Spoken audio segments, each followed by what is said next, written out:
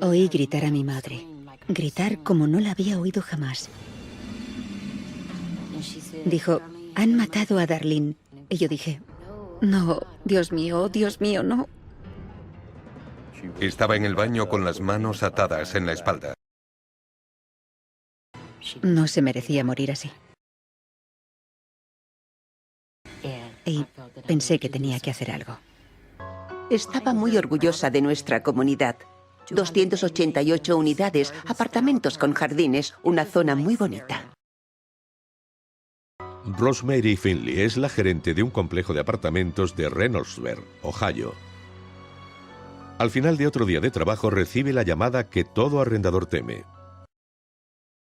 Parece que la inquilina del apartamento 9 se ha dejado el grifo abierto y está inundando a los vecinos de abajo. Llamé a la puerta y grité, «Mantenimiento, mantenimiento», pero no me abrió nadie. Tenía una llave maestra, así que abrí la puerta, empujé y me llevé un portazo en la cara. A través de la puerta cerrada, Rosemary oye una voz.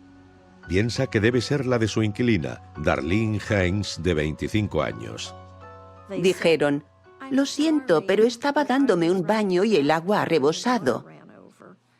Y yo le dije, «Vas a tener que pagar los daños y que sepas que viene de camino el de mantenimiento». Minutos después, un hombre de mantenimiento abre la puerta y ve algo que cree que es una mujer. Dijo que le costó lo mismo que a mí abrir y empujar la puerta.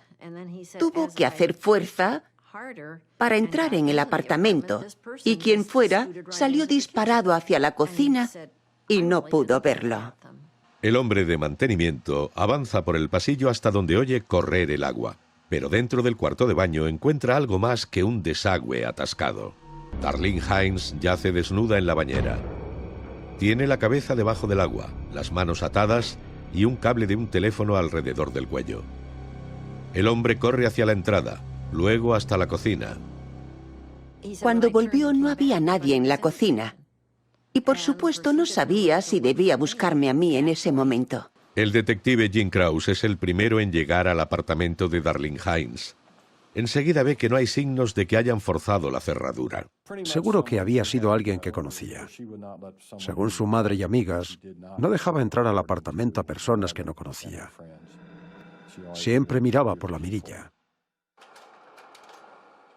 Estaba todo patas arriba, lo que no coincidía con el orden que solía tener en la vivienda. El investigador Bill Mark trabaja con Krause procesando el apartamento en busca de pruebas. Empieza en el dormitorio de la víctima. Tras ver esto, podríamos decir que el propósito principal del sospechoso era la agresión sexual. Pero, tras llevarla a cabo, empezó a rebuscar objetos de valor en su bolso. El semen recogido del cuerpo confirma que Haynes fue violada antes de morir. Su agresor disimuló la voz cuando la casera llamó a la puerta y luego huyó. Una pequeña cantidad de agua en los pulmones confirma que Haynes estaba inconsciente antes de ser ahogada.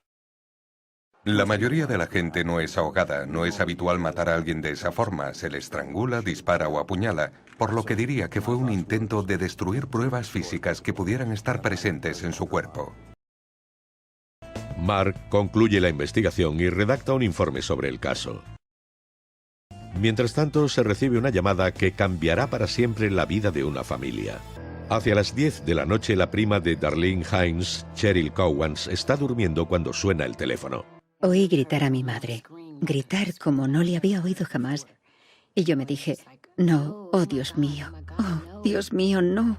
Cheryl llega a la escalera donde encuentra a su madre. Subió por la escalera y allí estaba gritando sin parar. Salí de la habitación y le pregunté, ¿qué pasa, qué pasa? Y me dijo, han matado a Darlene. No podía creer lo que decía.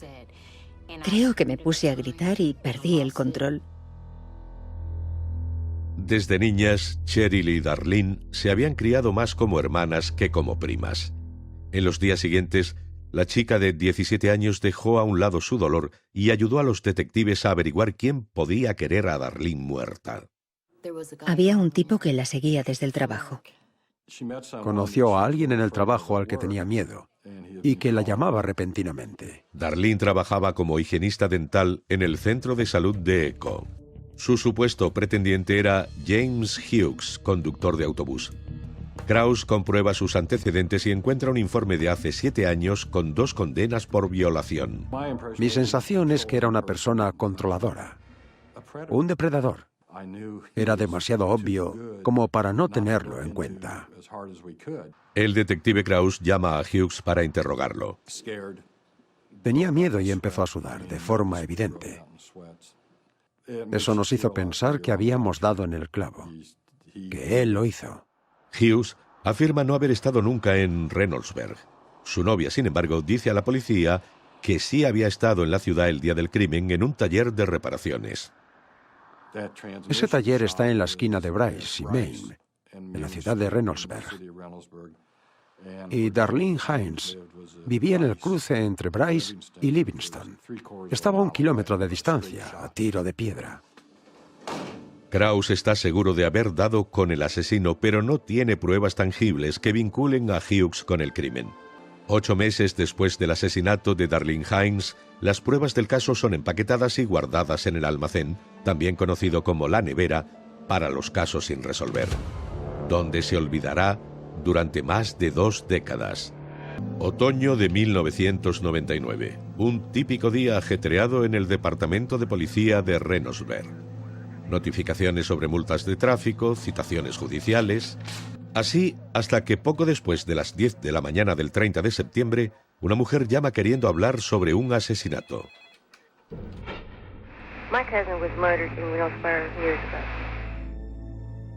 Se lo debía. Le debía mucho. No merecía ser asesinada. No merecía morir así. Pensé que tenía que hacer algo. Cheryl Cowans tenía 17 años cuando su prima Darlene fue violada y asesinada. Ahora tiene 38 y quiere saber por qué el caso sigue sin resolver.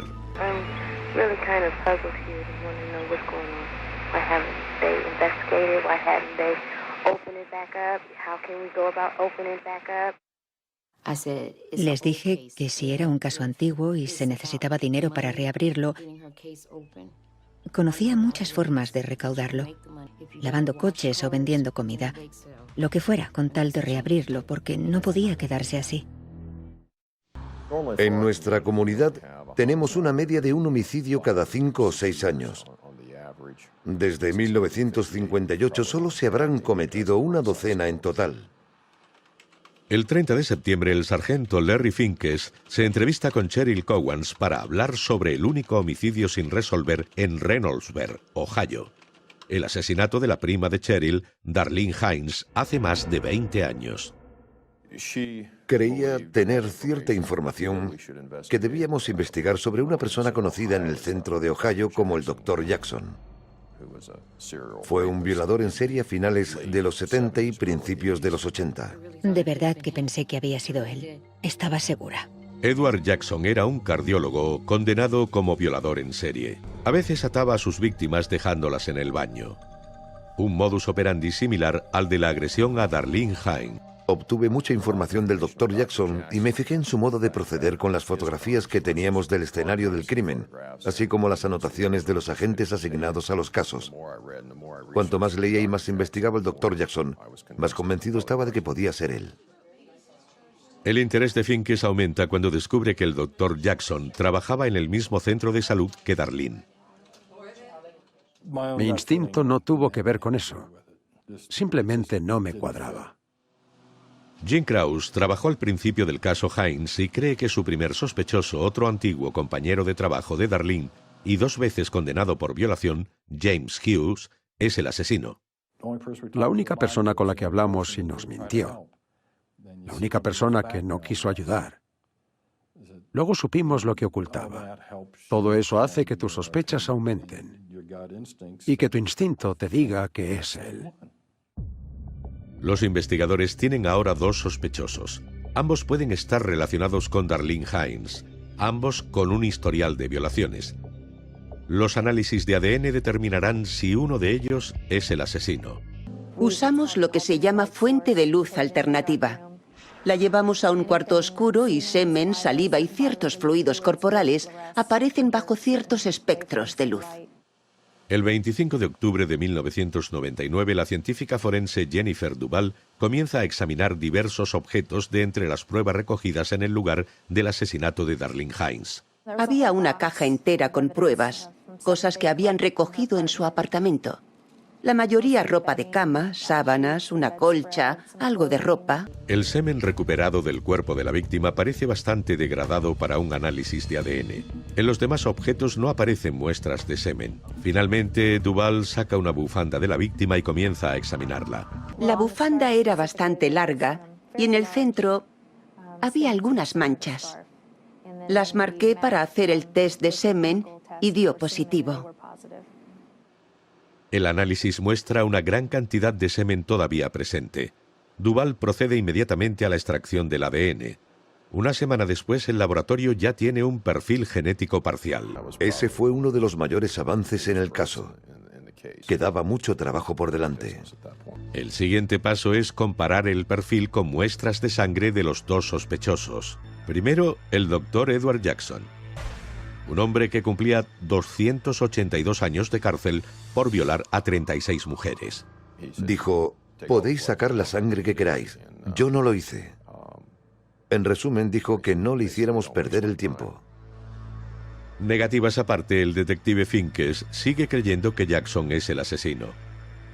Prosigue, sin embargo, con el segundo hombre en la lista de sospechosos, un exconvicto llamado James Hughes. 2 décadas después del asesinato de Darlene Hines, James Hughes había cambiado su nombre por el de James Martini, pero poco más había cambiado.